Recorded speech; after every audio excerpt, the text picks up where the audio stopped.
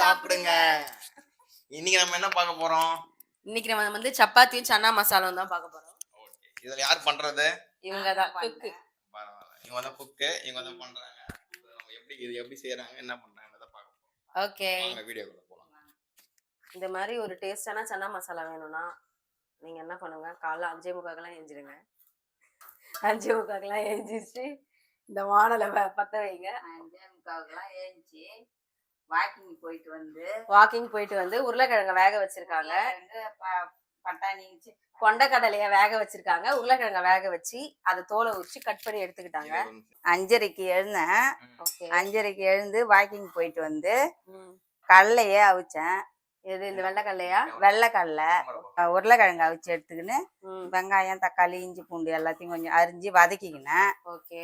வதக்கிட்டு மறுபடியும் எண்ணெய் ஊற்றி கறிப்பட்டை எல்லாம் கிராம்பு எல்லாம் போட்டு அரைச்சி இந்த வதக்கி வச்சிருந்த இஞ்சி பூண்டு பேஸ்ட்டு எல்லாத்தையும் அரைச்சி அதில் போட்டு வதக்கி பட்டாணியை போட்டு உருளைக்கிழங்கு போட்டு குருமா வச்சுட்டு சப்பாத்தி உருட்டுறேன். அரைச்சி வச்சதை இது கூட ஊத்திட்டேன். ஊத்திட்டு அரைச்சி வச்சதுக்கு என்னென்ன அரைச்சிங்க? வெங்காயம் தக்காளி இஞ்சி பூண்டு முந்திரி கசகசா முந்திரி ஆட் பண்ணிருக்கீங்களா? முந்திரி கசகசா வாசனையா இருக்கு. எல்லாம் போட்டு இப்போ ரெடி பண்ணிட்டு இப்போ சப்பாத்தி உருட்டிக்கின்னு இருக்கேன். சப்பாத்தி நான் வந்து சப்பாத்தி சுட்டு ஹாட் பாக்ஸ்ல வச்சிட்டு இருக்கேன். சுட சப்பாத்தி சாஃப்டா எடுக்கிறதுக்கு எப்படி ஆண்டி போடணும்?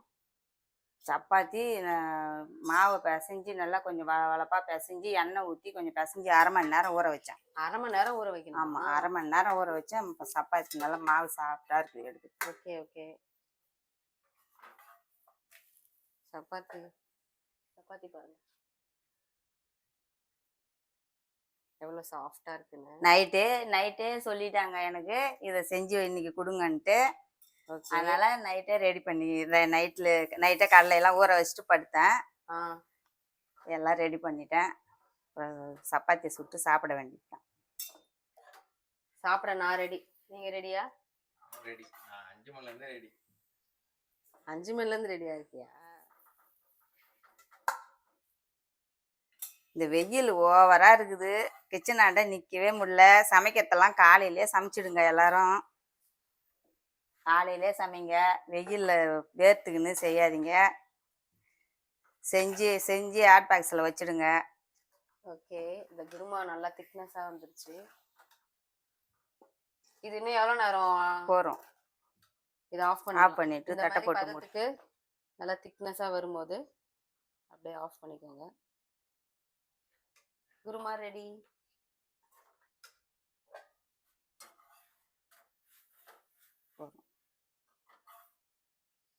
இந்த சப்பாத்தி குருமா யார் செஞ்ச தெரியுமா?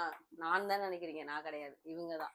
என் மாமியார் காலையிலே ஏஞ்சிருச்சு, 5:30க்கு ஏஞ்சிருச்சு, வாக்கிங் போயிட்டு சப்பாத்தி மாவை பிசைஞ்சு வச்சுட்டு உருளைக்கிழங்கு வேக போட்டுட்டு பட்டாணி அதாவது வெள்ளை கொண்டைக்கடலை அதை வேக போட்டுட்டு இதெல்லாம் அரைச்சி நான் கீழே வரும்போது அவங்க வதக்கி ரெடி பண்ணிட்டாங்க. நான் வெறும் சப்பாத்தி மட்டும்தான் சும்மா போட்டு எடுக்கிறேன். இப்போ 5:30க்கு ஏஞ்சிருக்காங்க. மிட் நைட்ல ஏஞ்சி செய்யறாங்க. அந்த டைம்ல நமக்கு ஆகவே ஆகாது. எப்படிதான் ஏஞ்சி செஞ்சாங்கன்னு தெரியல. கிராமத்து பழக்கமா? அப்படியா? நடுவில் கசகசன்னு இருந்துச்சுன்னா இந்த மாதிரி குட்டி ஃபேன் வாங்கி வச்சுக்கோங்க. அப்படியே காற்று அடிச்சுக்கலாம். லைட்டை லாங் ப்ரெஸ் பண்ணிங்கன்னா லைட் எரியாது. சப்பாத்தி போடுறவங்களுக்கு கொஞ்சம் கொடுக்கணும்ல, அவங்களுக்கு கொஞ்சம் fan. Chapati ready, gravy ready. நம்ம இப்போ சாப்பிட்டு டேஸ்ட் பார்க்க போகிறோம்.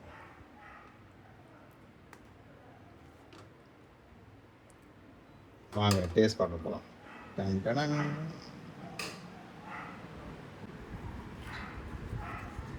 நல்லா சாஃப்டாக இருக்குது சப்பாத்தி பிக்கிறதுக்கு.